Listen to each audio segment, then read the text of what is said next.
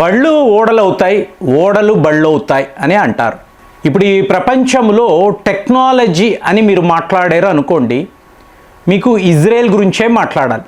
మీరు ఒక mobile phone అనండి, ల్యాప్టాప్ అనండి, అలాగే మనం మాట్లాడుతున్న ఈ వాట్సాప్, గూగుల్, యూట్యూబ్ మూలాలంతా మీకు ఇజ్రాయెలే, యూదులే.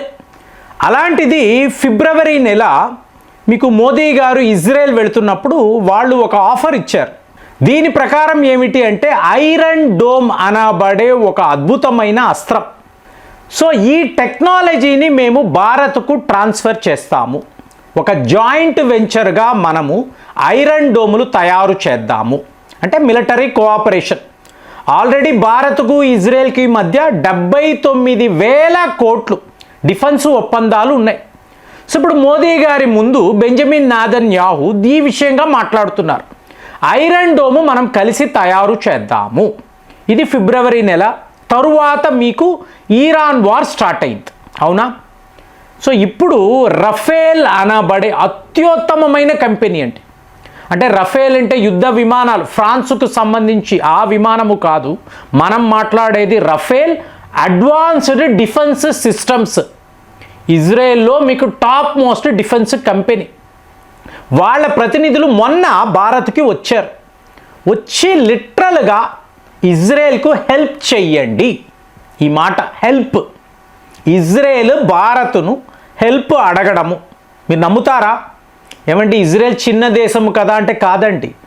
మీకు యూదులందరూ కలిసి ఉండే ఒక దేశం.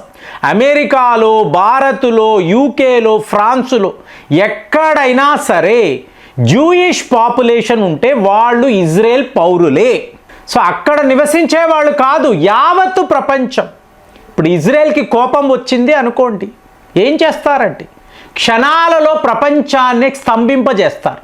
అంటే మీకు గూగుల్ పనిచేయదు, మీకు యూట్యూబ్ ఉండదు, వాట్సప్ ఉండదు, మీరు ఏమీ చేయలేరు. అలాంటి ఒక దేశము ఈరోజు భారత్ వద్దకు వచ్చి మీరు మాకు సహాయం చేస్తారా? ఐరన్ డోమ్కి సంబంధించిన తామీర్ మిజైల్స్ అంటే ఇది ఒక ఇంటర్సెప్టర్ అండి. సో ఇంటర్సెప్టర్లో మీకు మిజైల్ వాడతారు కదా, తామీర్ మిజైల్స్ అంటారు. చాలా చాలా అడ్వాన్స్డ్ టెక్నాలజీ. ఈ తామీర్ మిజైల్స్ మీరు భారత్లో మా కోసము తయారు చేసి ఇస్తారా? అవసరమైతే మీరు మార్కెటింగ్ చేసుకోండి, మీరే అమ్ముకోండి, వచ్చిన డబ్బులో మనము షేరింగ్ చేసుకుందాం. అంటే రష్యా వాళ్ళు భారత్తో ఎలాంటి ఆఫర్ ఇచ్చారో సరిగ్గా ఇజ్రాయెల్ వాళ్ళు కూడా ఇవ్వాల. సో మీకు అమెరికా దగ్గరికి వెళ్ళలేదు, యూరోప్ దేశాల వద్దకు వెళ్ళలేదు, భారత్ దగ్గరికి ఎందుకు వచ్చారు? ఇదే అంటున్నాను, బళ్ళు ఓడలవ్వడం, ఓడలు బళ్ళవ్వడం. మీకు ఒక 10 ఏళ్ల క్రితము ఇలాంటి ఒక సినారియో ఉందా అండి? మనము వెళ్ళేవాళ్ళం, వ్యవసాయము చెయ్యాలన్నా ఇజ్రాయెల్కి వెళ్ళి వాళ్ళ టెక్నాలజీని గమనించేవాళ్ళం. ఈరోజు వాళ్ళు ఏమంటున్నారు? మీ భారత్లోనే ఈ మిజైళ్ళు మాకు తయారు చేసి ఇవ్వండి. అంటే మీకు ఒక గ్లోబల్ మిజైల్ హబ్గా భారత్ మారిందా? వినడానికే ఆశ్చర్యము. ఎందుకు అంటే సింపుల్, బ్రహ్మోస్ అని ఒక పేరు. వాళ్ళు ఏముందండి, బ్రహ్మోసే తయారు చేస్తారు. మీకు రష్యా టెక్నాలజీ కదండి అనిపిస్తుంది. ఇవాళ 100% బ్రహ్మోస్కి కావలసిన స్పేర్ పార్ట్స్ అంతా భారత్లోనే తయారు చేయడం. ఆఖరికి వార్ హెడ్ కూడా ఇక్కడ ఇండియాలోనే మనమే తయారు చేస్తున్నాం. దాంతో ఎవరికి ఏ డౌటు లేదు. మిజైల్ టెక్నాలజీ అంటే ముందు భారత్ వైపే చూస్తున్నారు. అంటే ఇందులో మీకు టాలెంట్ చూసుకోండి, మ్యాన్ పవర్, క్యాపబిలిటీ, అలాగే మిజైల్ టెక్నాలజీకి కావలసిన ఎలక్ట్రానిక్ వార్ఫేర్ అంటారు చూసారా, కాంపోనెంట్స్ అంటారు, సాఫ్ట్వేర్, హార్డ్వేర్ మొత్తము భారత్లోనే దొరుకుతుంది.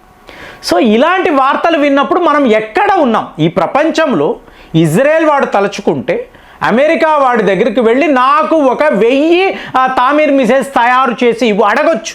చచ్చినట్టు వాడు చేయాల్సిందే. ఇజ్రాయెల్ అడిగేక అమెరికా ఏమీ చెయ్యలేదు, చెయ్యాల్సిందే. ఇక అవసరము వెళ్ళి యూకేని అడగొచ్చు, ఫ్రాన్స్ని, ఎవరినైనా అడగొచ్చు. వాళ్ళకు అధికారం ఉంటుందండి. ఎందుకంటే పెద్ద పెద్ద సంస్థలు, సిఈఓలు, మీకు ఫౌండర్స్, ఇంకా చెప్పాలంటే రాత్స్చైల్డ్ ఫ్యామిలీ, వీళ్ళందరూ యూదులే కదా. సో వీళ్ళని మించి ఎవరు ఏం చెయ్యలేరు కదా. కానీ ఇజ్రాయెల్ వీళ్ళ ఎవరి దగ్గరికి వెళ్లకుండా భారత్ వచ్చి మీరు మాకు తయారు చేసి ఇవ్వండి, బారక్ 8 అని మాట్లాడతాం.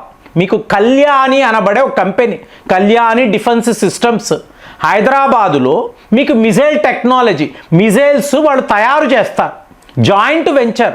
అలాంటిది ఇవాళ మాకు తామీర్ మిజైల్స్. ఇప్పుడు మీరు అడగొచ్చు, ఏంటండి ఇజ్రాయెల్కి అంత కష్టము ఏం వచ్చింది అనిపిస్తుంది కదా.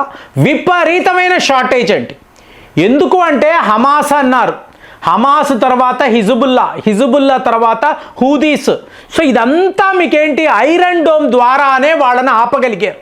మీకు ఆకాశంలో ఇలా వంకర టింకరగా మీకు ఈ లైట్లు, ఈ వేవ్స్ కనిపిస్తాయి. ఏమిటిది? తామీర్ మిజైల్స్, చాలా కాస్ట్లీ.